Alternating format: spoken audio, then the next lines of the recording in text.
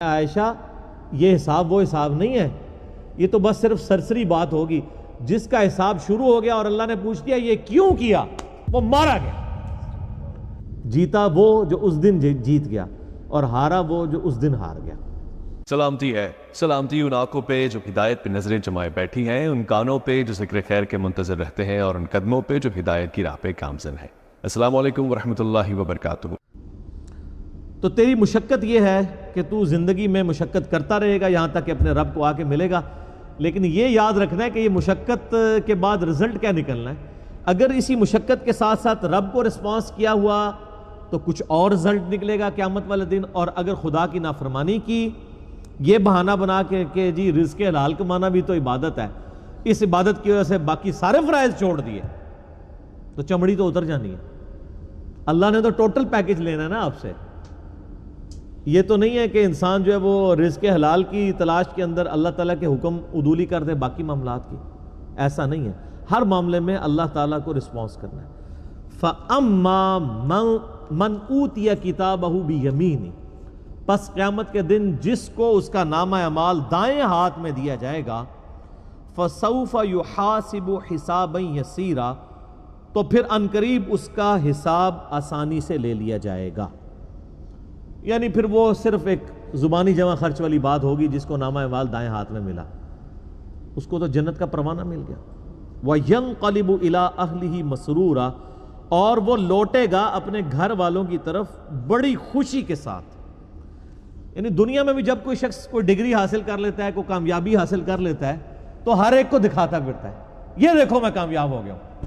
تو قیامت والے دن بھی ظاہر ہے کہ وہ الٹیمیٹلی سب سے بڑی ڈگری تو وہ ہے نا، اصل کامیاب ہوا ہے جو آخرت میں کامیاب ہوا۔ دنیا میں چاہے کوئی شخص گمنامی کی موت مر گیا کسی فٹ پاتھ کے کنارے، اس کو لاوارث لاش کے طور پہ بغیر کفن کے بھی دفنا دیا گیا، تو قبر میں اسے جنتی کفن مل جائے گا۔ اینڈ رزلٹ تو اس کا بہترین ہے۔ اور دنیا میں کسی ٹھاٹ کی زندگی کسی نے گزاری، مرنے کے بعد چاہے اس کی قبر جو ہے وہ سونے کی بھی بنا دی جائے، اس کے اندر جو اس پہ حالات وارد ہونے ہیں وہ تو کوئی نہیں بدل سکتا۔ تو وہ شخص بڑی خوشی کے ساتھ اپنے گھر والوں کی طرف لوٹے گا اور فخر سے بتائے گا، یہ دیکھو میں آج کے دن کے لیے تیاری کر رہا تھا، میں کامیاب ہو گیا۔ اسی کو سپورٹو ایک دو تین احادیث ہیں صحیح مسلم کے اندر۔ صحیح مسلم میں ایک حدیث ہے کہ نبی صلی اللہ علیہ وآلہ وسلم نے فرمایا کہ دنیا کی زندگی مومن کے لیے قید خانہ ہے اور کافر کے لیے جنت ہے۔ قید خانے میں انسان اپنی مرضی کی زندگی نہیں گزار سکتا، کھانے پینے کی پرابلم بھی رہتی ہے، فاقے بھی آتے ہیں، مرضی کا کھانا بھی نہیں ملتا۔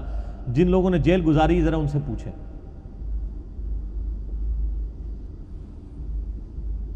اور کافر اپنی مرضی کی زندگی گزارتا ہے، اس لیے اس نے دنیا کو جنت بنایا۔ اور ایک اور حدیث ہے صحیح مسلم میں کہ دنیا اور آخرت کی مثال ایسے ہے جیسے کوئی شخص اپنی انگلی سمندر میں ڈبوئے، اس کے ساتھ جو پانی لگے گا وہ دنیا کی زندگی ہے، اور سمندر انفینٹ نہ ختم ہونے والی آخرت کی زندگی، کمپیریزن ہی کوئی نہیں ہے دونوں کا۔ اب کوئی آخرت میں کامیاب ہوتا ہے تو وہ تو ہمیشہ کی کامیابی اس کا مقدر ہوئی ہوئی ہے نا۔ میں آپ سے اگر پوچھوں کہ 1 ارب اور 1 روپیہ، کسی کے پاس 1 ارب روپیہ ہو اور کسی کے پاس 1 ارب 1 روپیہ ہو، تو اس میں تو کوئی فرق نہیں ہے، کیونکہ 1 روپیہ ارب سے اوپر ہونا یہ تو نیگلیجیبل ہے۔ تو کتنا بے وقوف ہے وہ شخص، وہ 1 روپیہ بچانے کی خاطر ارب روپیہ اپنا ضائع کر دے، اور کتنا عقل مند ہے وہ شخص جو 1 روپے کی قربانی کر کے 1 ارب روپیہ بچا لے۔ یعنی دنیا کی زندگی خدا کو دے کے ہمیشہ کی جنت کما لے، جو سورہ توبہ میں آیا کہ ہم نے مومنین کی جانیں اور مال جنت کے بدلے میں خرید لی ہیں۔ صحابہ کرام علیہ رضوان کو جو فضیلت حاصل ہے پوری امت پہ، وہ اسی لیے ہے کہ انہوں نے قربانیاں دی ہیں، جان مال ہر چیز کی، آخری درجے میں۔ صحیح مسلم میں ہی ایک اور حدیث ہے بڑی رکت انگیز، اسی آیت سے مجھے یاد آئی کہ قیامت والے دن اللہ تعالیٰ ایک ایسے شخص کو بلائے گا جس نے دنیا میں بڑی مفلسی اور غربت کی زندگی گزاری ہوگی، حلال و حرام کی تمیز کرتے ہوئے ڈرتے ڈرتے قید خانے والی زندگی گزاری ہوگی، بڑی مشقت کی زندگی۔ قیامت والا دن اللہ تعالیٰ فرشتوں کو کہے گا کہ میرے اس بندے کو ذرا جنت کا ایک پھیرا لگواؤ. جنت کا ایک پھیرا جب لگے گا نا تو اللہ تعالیٰ پوچھے گا ہاں بھائی کوئی دنیا میں تو نے تکلیف دیکھی؟ وہ کہے گا اے اللہ تیری عزت کی قسم میں نے دنیا میں کوئی تکلیف نہیں دیکھی. ایک جنت کا پھیرا دنیا کی ساری مشقت کو کافور کر دے گا. یہ دنیا میں بھی ہوتا ہے. مجھے یاد ہے ہم انجینئرنگ یونیورسٹی میں کتنی محنت کر کے پڑھا کرتے تھے. ہماری تو خیر میکینیکل انجینئرنگ ذرا ہیوی ٹف تھی، لیکن جب رزلٹ آتا تھا پوزیشن آ جاتی تھی. آج تو مجھے یاد بھی نہیں، انجینئرنگ یونیورسٹی سے فارغ ہوئے بھی آلموسٹ 20 سال ہونے کو ہے. مجھے تو وہ راتیں بھی نہیں یاد جو میں نے کاٹ کے گزاری ہوئی ہیں. فجر پڑھ کے سویا کرتے تھے. تو انسان دنیا میں ہی مشقت کو بھلا دیتا ہے جب اینڈ رزلٹ سامنے آ جائے. تو آخرت میں جب اینڈ رزلٹ آئے گا تو کسی کو اپنی 60 سال کی زندگی یاد نہیں ہوگی. سر چھوڑ دیں، قیامت کا دن ہی صرف 50,000 سال کا دن ہے. دنیا میں 60 سال کی زندگی کے عوض اگر وہ 50,000 سال کا قیامت کا دن ہی صرف امن میں گزر جائے نا تو یہی بدلہ کافی ہے کہ باقی لوگ ذلیل ہو رہے ہوں اور آپ کو اللہ کے عرش کا سایہ نصیب ہوا ہو. 60 سال کے بدلے میں 50,000 سال کی صرف قیامت کے دن کی کامیابی مل جائے. بات کی تو اربوں سال کی زندگی ہے اور دنیا میں 60 سال میں عیاشی میں، اور 60 سال بھی کیا عیاشی کے گزارنے ہوتے ہیں، اس کو بھی آپ نیٹ کیلکولیشن کریں تو چند ایک سال ہی بنتے ہیں. سونے کے اوقات نکال دیں، بچپن کے اوقات نکال دیں. اس کے بدلے اور کوئی عذاب نہ بھی ہو، قیامت کے دن کا 50,000 سال کا دن ہی عذاب میں کاٹنا پڑ جائے تو یہی بہت بڑا عذاب ہے. اللہم اجرنا من النار، آمین. پھر اللہ تعالیٰ، صحیح مسلم میں حدیث ہے کہ اللہ تعالیٰ ایک ایسے بندے کو بلوائے گا جس نے دنیا میں بڑی عیاشی کی زندگی گزاری ہوگی، کوئی حلال و حرام کی تمیز نہیں کی ہوگی، اپنی مرضی کی زندگی گزاری ہوگی. اور میں اکثر کہتا ہوں کہ دنیا آپ اللہ کی مرضی کی گزاریں، آخرت آپ کی مرضی کی ہوگی. اور اگر دنیا آپ نے اپنی مرضی کی گزاری تو آخرت پھر اللہ کی مرضی کی ہوگی. اللہ تعالیٰ فرمائے گا ذرا اسے ایک پھیرا لگاؤ نا دوزخ کا. یہ بڑا کہتا تھا دنیا میں کہ ایک پھیرا ہی لگنا خیر ہے. کہتے ہیں نا مسلمان، یہودیوں سے ہی مستعار لی ہوئی ہے نا یہ چیز. یہودی بھی یہی کہتے تھے کہ اگر اللہ نے ہمیں دوزخ میں بھیجا تو چند دن کے لیے بھیجے گا، الٹیمیٹلی تو ہم بخشے بخشائے ہیں. اللہ نے فرمایا تم نے کوئی عہد لے لیا اپنے رب سے اس معاملے میں؟ یہاں تو ایسے بڑی آسانی سے لوگ یہ کہہ دیتے ہیں. میں تو اکثر کہتا ہوں کہ ہم میں تو یہ بھی طاقت نہیں کہ ہم 10 سیکنڈ کے لیے موم بتی کے فلیم کے اوپر اپنا ہاتھ رکھ سکیں. جو شخص اتنا کمزور ہو وہ یہ دعویٰ کرے کہ خیر ایک پھیرا ہی لگے گا. سورہ الفرقان میں اللہ تعالیٰ فرماتا ہے کہ دوزخ تھوڑی دیر کے رہنے کے لیے بھی اور زیادہ دیر کے لیے بھی بدترین جگہ ہے، لیکن مسلمان کہتا ہے ایک پھیرا ہی لگے گا. کوئی 10 سیکنڈ کے لیے موم بتی کے فلیم پہ ہاتھ رکھ سکتا ہے؟ بخاری مسلم کے الفاظ ہیں، نبی علیہ السلام فرمایا کہ آخرت کی آگ دنیا کی آگ سے 70 گنا زیادہ تیز ہے. اس آگ میں صرف 10 سیکنڈ کے لیے ہاتھ نہیں رکھا جانا، پتہ نہیں کتنے عرصے کے لیے پھینکا جانا ہے، اور آپ کہتے ہیں ایک پھیرا ہی لگے گا. ہم دنیا میں اس سے بھی آسان مثال دیتے ہیں. اگر کوئی شخص کہتا نا ایک پھیرے سے کیا فرق پڑتا ہے، اسے کہیں کہ ہم آپ کو ایک فجر کی نماز چھوڑنے پہ صرف ایک پھیرا لگاتے ہیں فجر سے لے کے زور تک کا، ایک ایسے کمرے میں جو کمرے کا سائز ہوگا 10 فٹ بائی 10 فٹ، اس میں 100 کوبرا سانپ ہوں گے، 100 بچھو ہوں گے، 100 اژدہا ہوں گے. بس ایک ہی پھیرا لگنا ہے فجر سے زور تک. تو تصور سے انسان کو لگ پتا جاتا ہے.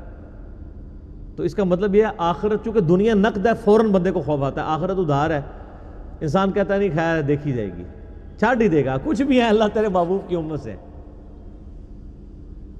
بولے اعوذ باللہ تعالی. تو اللہ تعالیٰ، صحیح مسلم کے الفاظ ہیں، اس جو بندہ کہتا تھا نا دنیا میں خیر ایک پھیرا ہی لگے گا، اللہ تعالیٰ کہے گا ذرا اس کو ایک پھیرا لگواؤ نا دوزخ کا. بڑی عیاشی کی اس نے دنیا میں. جب دوزخ کا ایک پھیرا لگے گا تو اللہ تعالیٰ پوچھے گا ہاں بھائی کوئی دنیا میں خیر دیکھی تو نے؟ کہ اللہ، وہ کہے گا اللہ تیری عزت کی قسم میں نے دنیا میں کوئی خیر نہیں دیکھی. دنیا کی ساری عیاشی دوزخ کے ایک پھیرے سے کافور ہو جائے گی. صرف پھیرا، ابھی تو پرماننٹلی جو اس نے جانا ہے وہ علیحدہ معاملہ ہے. تو یہاں کس طرح لوگ کہہ دیتے ہیں. اب اس پورے تناظر میں اس آیت کو اگر آپ سمجھیں کہ جسے دائیں ہاتھ میں نامہ اعمال دیا جائے گا اس کا حساب آسانی سے لیا جائے گا اور وہ بڑی خوشی کی حالت میں اپنے گھر والوں کی طرف لوٹے گا. وَأَمَّا مَنْ أُوتِيَ كِتَابَهُ وَرَاءَ ظَهْرِهِ، اور جسے اس کا نامہ اعمال اس کی پشت کے پیچھے سے دیا جائے گا، الٹے ہاتھ میں دیا جائے گا، الٹے ہاتھ میں اور پشت کے پیچھے سے. پشت کے پیچھے سے اس لیے دیا جائے گا اس کو کہ جب اس کا نامہ اعمال اس کے الٹے ہاتھ میں پکڑایا جائے گا نا تو اس کو پتہ چل جائے گا میں فیل ہو گیا ہوں، تو وہ اپنا ہاتھ ہی پیچھے کر لے گا. یہ تو دنیا تو نہیں ہے نا کہ آپ دھوکہ دے لیں، بچ جائیں. دنیا میں تو ٹرین پہ بغیر ٹکٹ کے جو لوگ سفر کر رہے ہوتے ہیں، اگر ٹی ٹی آ جائے تو ایک کمرے سے دوسرے میں چلے جاتے ہیں، یہی کرتے ہیں نا، یا باتھ روم میں جا کے چھپ جاتے ہیں ٹکٹ نہ خریدنے کے لیے. تو سر یہ تو اللہ سے کون بچ سکتا ہے؟ کوئی نہیں بچ سکتا. تو الٹے ہاتھ میں اسے نامہ اعمال جب اس کے الٹے ہاتھ کی طرف بڑھایا جائے گا نا، وہ کہے گا لو جی مارا گیا، تو اپنا ہاتھ پیچھے کر لے گا، تو پیچھے سے اس کو پکڑا دیا جائے گا. وہ تو فرشتے ہیں نا جی. اللہم اجرنا من النار، آمین. اللہ تعالیٰ ہمیں نامہ اعمال دائیں ہاتھ میں نصیب فرمائے اور بغیر حساب و کتاب میں جنت میں داخلہ عطا فرمائے، آمین. فسوف یدعو ثبورا، وہ چلائے گا اور کہے گا ہائے میری موت، ہائے میری موت. پھر وہ موت پکارے گا کہ موت آئے تو جان چھوٹ جائے. وَيَصْلَى سَعِيرًا، اور اسے بھڑکتی ہوئی آگ میں داخل کیا جائے گا. إِنَّهُ كَانَ فِي أَهْلِهِ مَسْرُورًا، بے شک یہ دنیا میں اپنے گھر والوں میں تو بڑا خوش رہتا تھا. اچھا اس میں امپلائیڈ ہے کہ جو دوسرا ہے نا وہ گھر والوں میں خوش کوئی نہیں تھا. جو جنتی ہے وہ گھر میں نہ خوش ہی تھا. تبھی تو وہ گھر والوں کو جا کے بتائے گا نا کہ دنیا میں تو تم نے مجھے بڑا تنگ کیا ہے، دیکھ لو آج میں پاس ہو گیا ہوں. ورنہ تو وہاں بھی آتا کہ وہ دنیا میں بھی بڑا خوش تھا گھر والوں سے. جو دوستی ہے نا اس کا ذکر ہے کہ وہ گھر میں خوش تھا دنیا میں، اور اب گھر والوں کے آگے جا کے روئے گا کہ تمہاری وجہ سے میں نے حلال اور حرام کی تمیز گنوا دی، آج دیکھو میں مارا گیا ہوں. لیکن اس وقت رونے پیٹنے سے فائدہ کوئی نہیں ہونا. وہی اولاد جس کے لیے اس نے دنیا میں مشقت اٹھائی تھی اور دنیا میں عیاشی کی زندگی ان کو گزارنے کے لیے خود حرام کی کو جو ہے وہ کمایا تھا، مارا جائے گا. اب دیکھ لیں اللہ تعالیٰ ہمارا ہے کہ وہ دنیا میں بڑا خوش تھا اپنے اہل و عیال کے اندر. یہ حقیقت بات ہے، جو دین کے راستے پہ چلے نا جی سر، دنیا اس کی پھر آسان نہیں ہوتی، ورنہ انبیاء کرام علیہ السلام کی دنیا آسان ہو جاتی. یہ جو جب دعا بھی کی جاتی ہے نا، ربنا آتینا فی الدنیا حسنہ وفی الآخرۃ حسنہ وقنا عذاب النار، اس حسنہ سے قطعاً یہ مراد نہیں ہے کہ آپ دنیا سکون کی آپ کی گزرے گی اس حوالے سے کہ آپ کو دنیاوی نعمتیں مل جائیں گی، نہیں. صرف یہ ہوگا کہ دنیا میں جو تکلیفیں آئیں گی نا وہ برداشت کرنا آسان ہو جائیں گی. تکلیف سے کسی کو چھٹکارا نہیں ہے. وَلَنَبْلُوَنَّكُمْ بِشَيْءٍ مِّنَ الْخَوْفِ وَالْجُوعِ وَنَقْصٍ مِّنَ الْأَمْوَالِ وَالْأَنفُسِ وَالثَّمَرَاتِ، ضرور آزمائیں گے تھوڑے سے خوف سے، بھوک سے، جان اور مال میں نقصان کے ذریعے. ہمیں بظاہر بڑے آسودہ حال نظر آنے والے لوگ بھی اگر آپ ان کی پرسنل لائف میں جائیں تو انہیں دنیا میں بڑی تکلیف ہوتی ہے. ہمیں نظر آ رہا ہوتا ہے کہ یہ بندہ دین کے ساتھ جڑا ہے تو شاید بڑے سکون کی زندگی گزار رہا ہے. ہر بندے کی اپنی ایک سٹوری ہوگی. خیر دین سے جڑے یا نہ جڑے تکلیفیں تو آنی آنی ہیں، لیکن دین کے ساتھ جڑے ہوئے ہوں گے تو تکلیفوں کو سہنا آسان ہو جائے گا، دنیا حسنہ بن جائے گی، صبر نصیب ہو جائے گا. ابھی چند دن پہلے تارج میر صاحب کا فون آیا مجھے، حافظہ اللہ تعالی. ایک میرا انہوں نے یوٹیوب پہ کلپ دیکھا تھا تو اس حوالے سے انہوں نے مجھے فون کیا، سیدہ عائشہ کی عمر کے حوالے سے رضی اللہ تعالیٰ عنہا وسلام اللہ علیہ. تو وہ کہتے ہیں غامدی صاحب نے تو اس پہ انکار کیا ہے 9 سال کی عمر کا. تو کہتے ہیں اس کے بعد میں نے تمہارا کلپ دیکھا تو بڑے مضبوط دلائل تم نے رکھے، مجھے بڑی خوشی ہوئی. تو میں نے کہا میں ابھی فون کر کے تمہیں دعائیں دوں کہ جزاک اللہ خیرہ. تو میں نے کہا سر آپ کا کیا حال ہے؟ 5-6 مہینے سے ان کو آدھے سر کا درد تھا، درد شقیقہ. اور آپ پتہ ہے مجھے بھی ایف ایس سی لیول پہ یہ رہا ہے، لیکن 1-1.5 ہفتے بعد ٹھیک ہو جاتا تھا. اس میں آنکھ والے یہ اس پورشن پہ یوں آدھے سر کا اسے درد کہتے ہیں اور بڑی سخت تکلیف ہوتی ہے، آنکھوں سے بعض اوقات پانی بھی نکلتا ہے. میڈیکل سائنس میں اس کا علاج ابھی تک نہیں آیا کہ پرماننٹلی جن لوگوں کے ساتھ یہ چیزیں اٹیچ ہیں ان کو ایڈریس کیا جائے. تو ان کو پوری زندگی اس تکلیف سے گزرنا پڑا. تو کہہ رہے تھے اس دفعہ پہلی دفعہ میرے ساتھ ہوا ہے کہ 6 مہینے ہو گئے ہیں اور مجھے آرام نہیں آ رہا. یہ میں نے تکلیف کاٹی ہے, مجھے پتا ہے کہ ایک ایک لمحہ جو ہے نا وہ گن کے کاٹنا پڑتا ہے. تو مجھے کہنے لگے بیٹا کل 90 ٹیکے لگوائے ہیں سر میں, یہ آخری علاج ہوتا ہے کہ وہ سر کی جتنی نسیں ہیں نا ان کو سن کر دیتے ہیں. تو اب میں سوچ رہا تھا کہ یار جو لوگ طارق جمیل صاحب کو ویڈیوز میں دیکھ رہے ہوتے ہیں, ہنستا کھلکھلاتا چہرہ اور یہ سب کچھ, ان کی زندگی میں ان کی ذات کے حوالے سے ان کی تکلیفوں سے گزرنا پڑا ہے, وہ تو آپ کے سامنے نہیں ہے. تو فوراً مجھے نا اس چیز کا خیال آیا. یہ نہیں ہوتا کہ آپ کو کوئی بندہ صحیح سلام, یعنی میں یہاں بیٹھا ہوں, مجھے پتا ہے میرے ساتھ کیا چیزیں اٹیچ ہے, اور آپ کو بخوبی اندازہ ہے کہ میرے ساتھ کیا کچھ اٹیچ ہوگا. لیکن ظاہر ہے کہ جامعہ ترمذی میں حدیث ہے, نبی علیہ السلام نے فرمایا کہ دنیا میں سب سے زیادہ تکلیفیں نبیوں پہ آتی ہیں, اس کے بعد ان پہ آتی ہیں جو نبیوں کے بعد اللہ کو سب سے بڑھ کر محبوب ہوتے ہیں, اور اس کے بعد ان پر آتی ہیں جو ان کے بعد نبیوں میں سب سے بڑھ کر نبیوں کے بعد اللہ تعالیٰ کو محبوب ہوتے ہیں. سیدنا ابو ذر غفاری رضی اللہ تعالیٰ عنہ علیہ السلام کی پوری زندگی تکالیف سے معمور ہے. میرا یوٹیوب پہ کلپ بھی ہے, کبھی آپ کو موقع ملے. میں رات کو اپنا وہ کلپ دوبارہ دیکھ رہا تھا, بڑا رکت انگیز کلپ ہے سیدنا ابو ذر غفاری کے اوپر, ان کی لائف کے اوپر.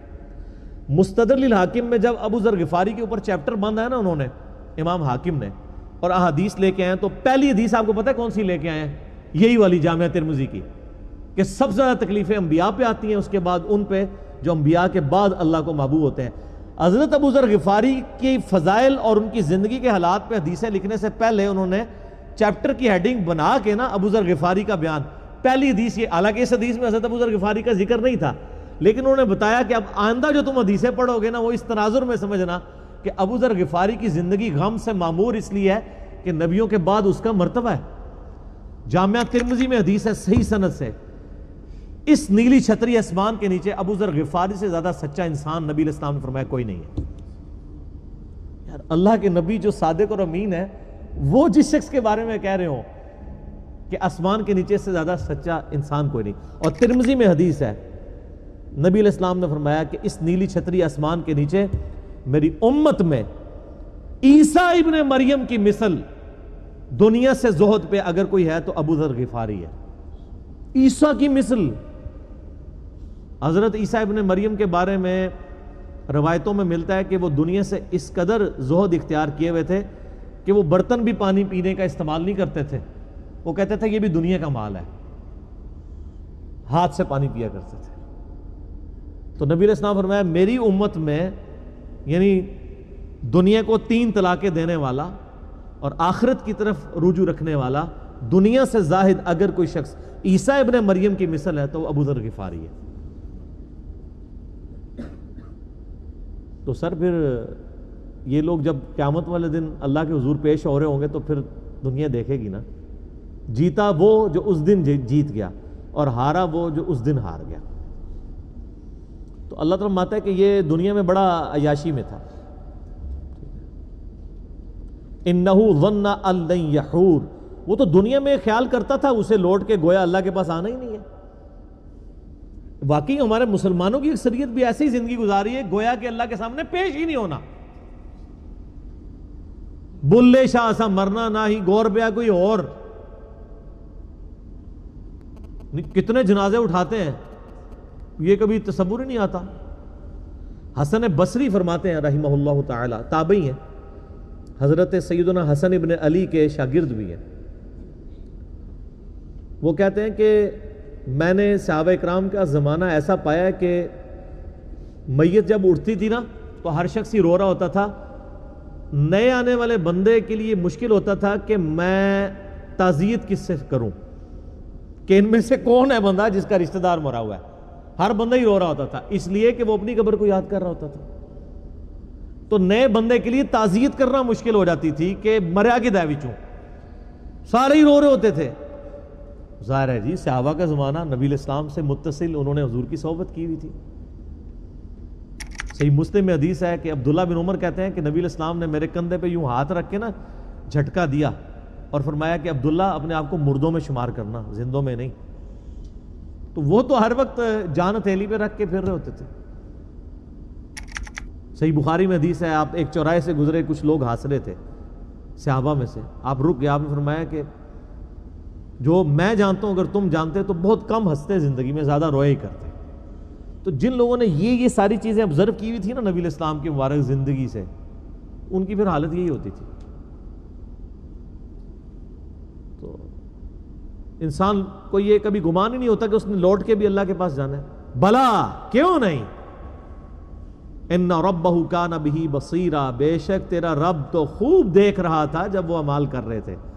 دنیا میں بے شک جتنی مرضی یاشی کی ہے وہ کہیں نوٹ ہو رہی تھی, تیرا رب دیکھ رہا تھا. اور وہ رب کا ہی حوصلہ ہے کہ دیکھ رہا ہے اور ڈھیل دیتا رہتا ہے, لیکن جب پھر کھینچے گا نا تو پھر کسی کا لحاظ نہیں ہے. بخاری مسلم کی حدیث ہے, اے میری بیٹی فاطمہ, میرے مال سے جو کچھ لینا ہے لے لے, اگر اللہ نے تجھے پکڑ لیا قیامت کے دن میں تجھے اللہ سے چھڑا نہیں سکوں گا. اے میری پھپھی صفیہ, میرے مال سے جو لینا ہے لے لے, اگر اللہ نے تجھے پکڑ لیا تو میں اللہ کے حضور تیرے کچھ کام نہیں آؤں گا. اے میرے چچا عباس, ایک ایک رشتہ دار کو آپ نے, پھر آپ نے کہا اے بنو ہاشم, میرے خاندان کے لوگوں.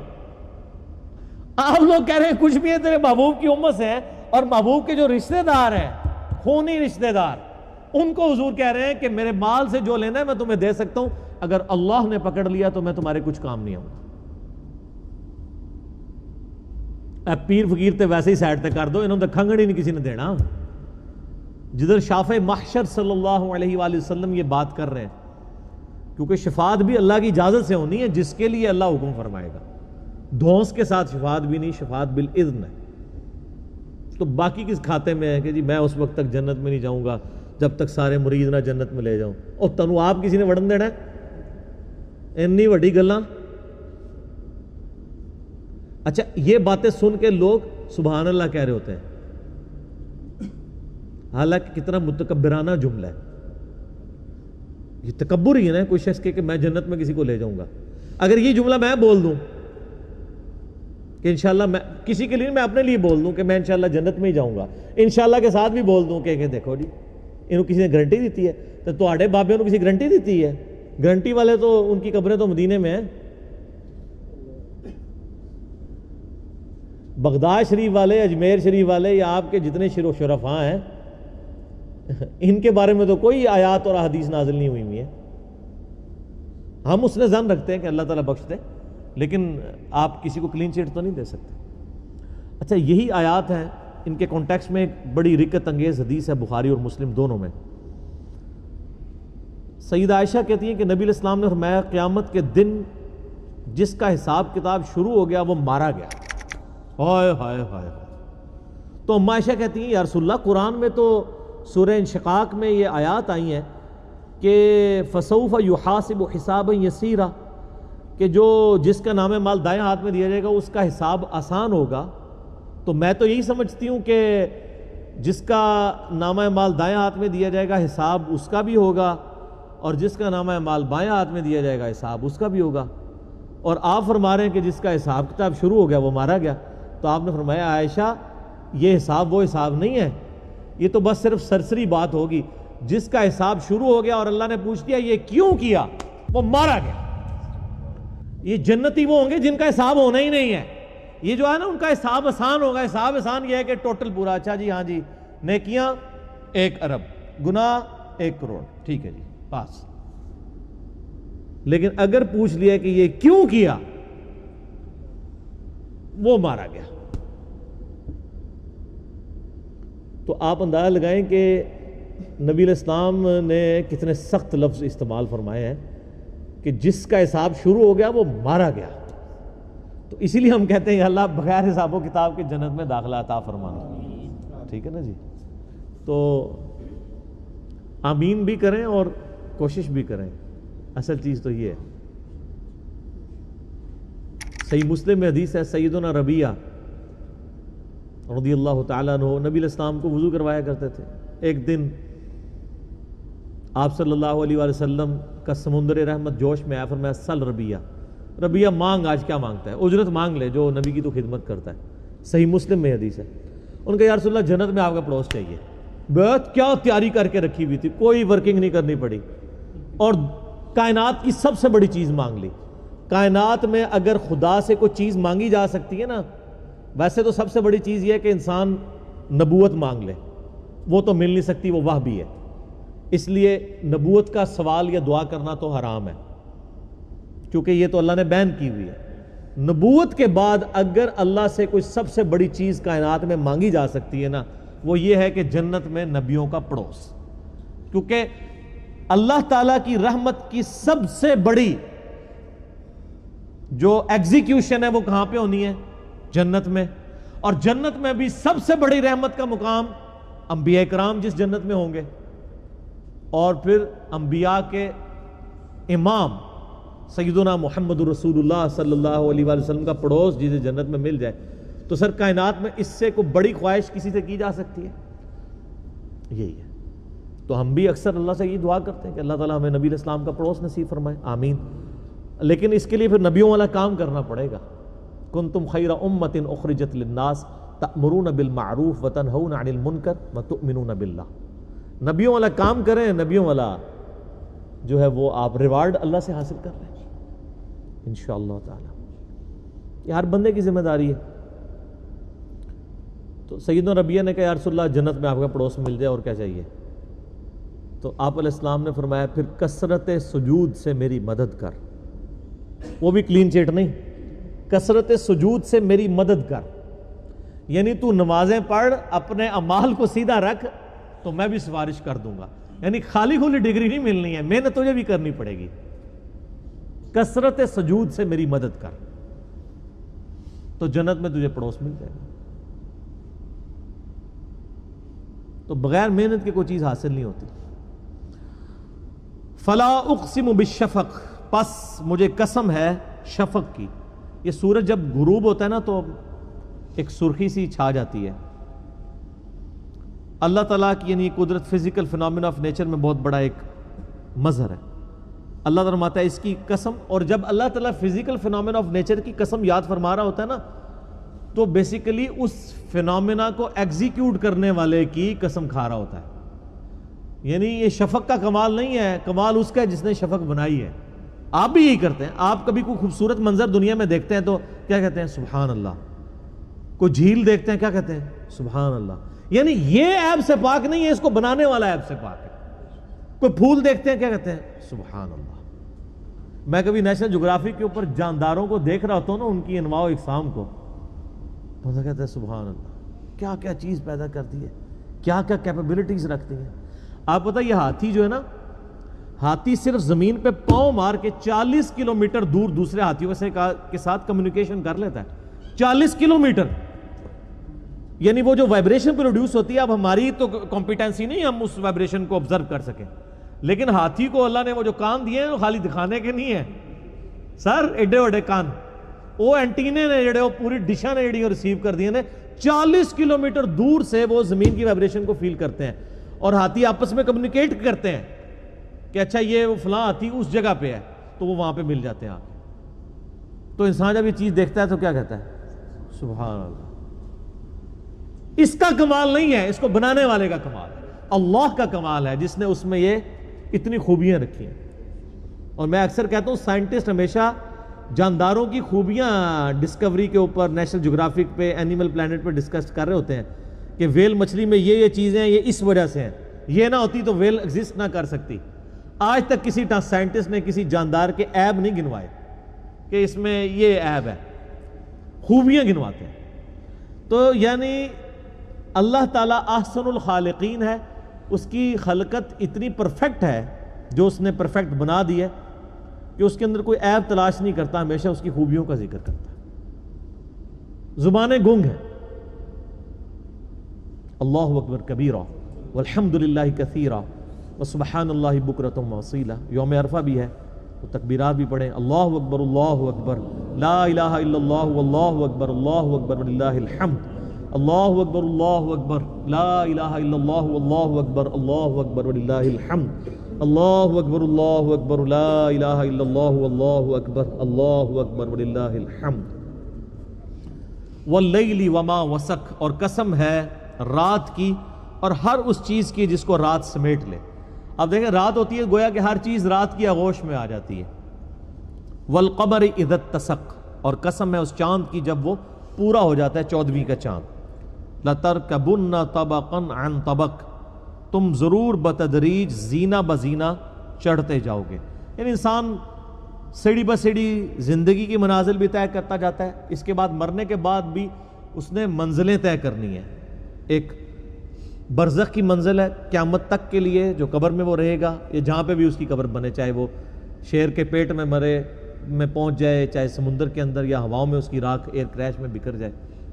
پھر قیامت والے دن پھر ایک زینہ اس کو میدان محشر کا طے کرنا ہے، اس کے بعد پل صراط کا زینہ ہے. کرتے کرتے الٹیمیٹلی ڈسیزن ہونے والا ہے. فما لہ لا یؤمنون، پس انہیں کیا ہوا ہے کہ ایمان نہیں لاتے. وَإِذَا قُرِئَ عَلَيْهِمُ الْقُرْآنُ لَا يَسْجُدُونَ، اور جب قرآن ان کے سامنے تلاوت کیا جاتا ہے تو سجدہ کیوں نہیں کرتے. اللہ اکبر. یہ ٹو باؤ ڈاؤن کرنا ہوتا ہے. میں نے اس کے اوپر پورا لیکچر بھی دیا، مسئلہ 119 سجدہ تلاوت کے اوپر. صحیح بخاری میں آتا ہے کہ عبداللہ بن عمر جب سواری پر بیٹھے ہوتے تھے تو وہ جب آیت سجدہ آتی تو اپنے سر کو جھکا کے یوں سجدہ کر لیا کرتے تھے. اس کے لیے ماتھا زمین پہ رکھنا ضروری نہیں ہوتا. آپ کرسی پہ بیٹھ کے جس طرح ہم بیٹھے ہوئے بس ٹو باؤ ڈاؤن کر دیا. وَارْكَعُوا مَعَ الرَّاكِعِينَ، رکوع کرنے والوں کے ساتھ رکوع کرو. تو یہ سر کا جھکانا جو ہے یہ سجدے کا ایکویلنٹ ہو جاتا ہے آیت سجدہ میں.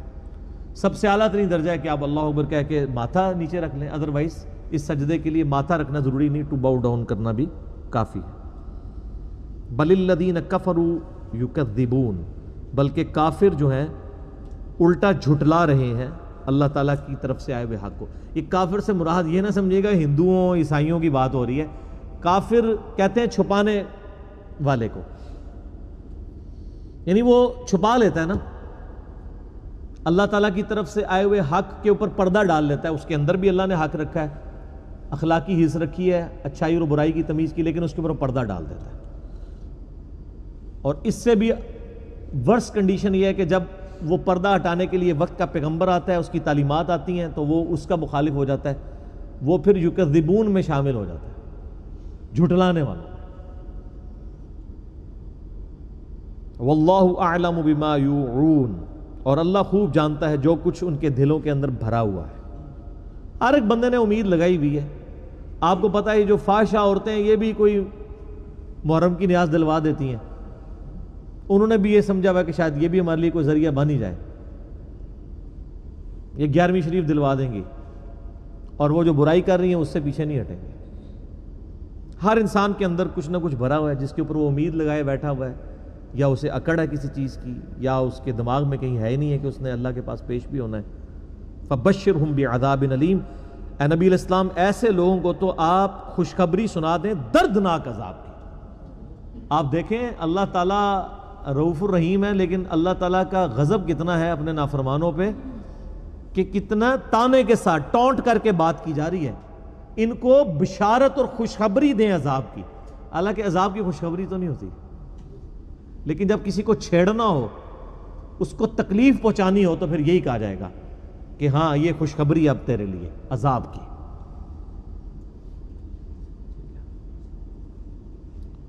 اِلَّا الَّذِينَ آمَنُوا وَعَمِلُوا الصَّالِحَاتِ، ہاں مگر جو لوگ ایمان لے آئیں اور نیک عمل اختیار کریں ان کا تو پھر معاملہ ہی ڈیفرنٹ ہے. لَهُمْ أَجْرٌ غَيْرُ مَمْنُونَ، ایسے لوگوں کے لیے تو ایسا اجر ہے جو نہ ختم ہونے والا ہے.